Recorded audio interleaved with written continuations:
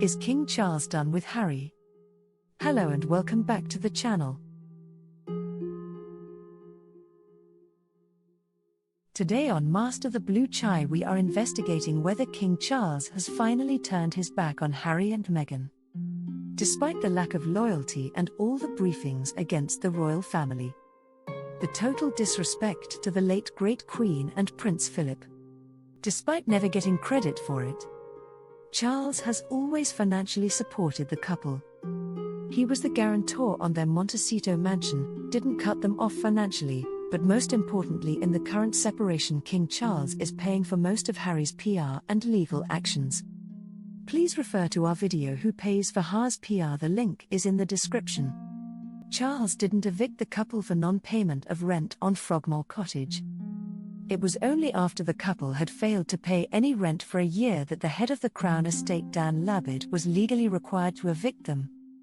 The Crown Estate is not part of the monarch's holdings. It is also not part of the state's portfolio. It is £16.2 billion worth of property that is owned by the royal family. The Crown Estate is a semi-independent body whose profits go to the government, in lieu of the monarch funding Parliament.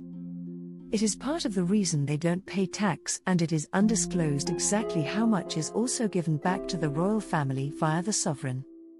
It is a reason why neither the Queen's or Prince Philip's wills are public and are sealed for at least 90 years. So despite the leaks from Meghan and Harry's PR machine, the eviction from Frogmore Cottage had nothing to do with Charles. Aside from paying their rent, there was nothing the king could do. The Crown Estate had to evict due to its and the country's rules. Now for this next part you should watch our video Separated Not a Love Story, where we outline the arrangement between the couple, link is in the description. It was at this time and the big fallout with the couple going their separate professional ways. The couple had split with Sunshine Sachs and Meghan kept the existing staff who hadn't been bullied into leaving. So yet again Pa bailed out Harry and brought him into the fold and paid for his PR and legal fees through Shillings. The king is positively anti-free speech. One of the reasons the royal family never explains is they are the biggest user of injunctions. It is hard to properly verify, but it is rumoured that Charles accounts for more injunctions than the rest of the UK combined. So what is an injunction? An injunction is a formal order issued by a court requiring a person or entity to either do a specific act or to refrain from doing a specific act. It's a type of equitable remedy, meaning it's granted when monetary damages wouldn't be sufficient to address the harm caused or threatened.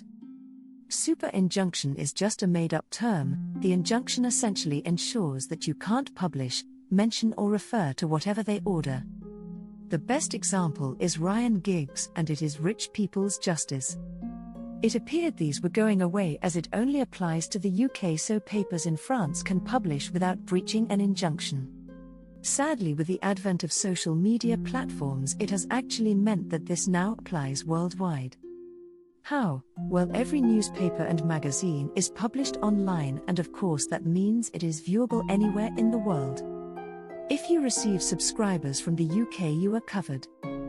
Then all the platforms such as YouTube, Facebook are tied into the UK. If they break injunctions, they can be liable for up to 5% of global revenue in fines. So if you break injunctions, they immediately demonetize you and don't promote your content. They don't just demonetize your video but your entire channel, and if you don't fix it, ban you. So in the case of Prince Harry, you may remember that he was accused of sexual misconduct at the BetterUp offices in California. Now search and you get this response. There have been no credible reports or accusations of Prince Harry being involved in sexual misconduct at BetterUp offices. If you bookmark the articles, they no longer exist. That indicates it is an injunction. Not a US slap suit which takes down the article with a note, but an actual injunction.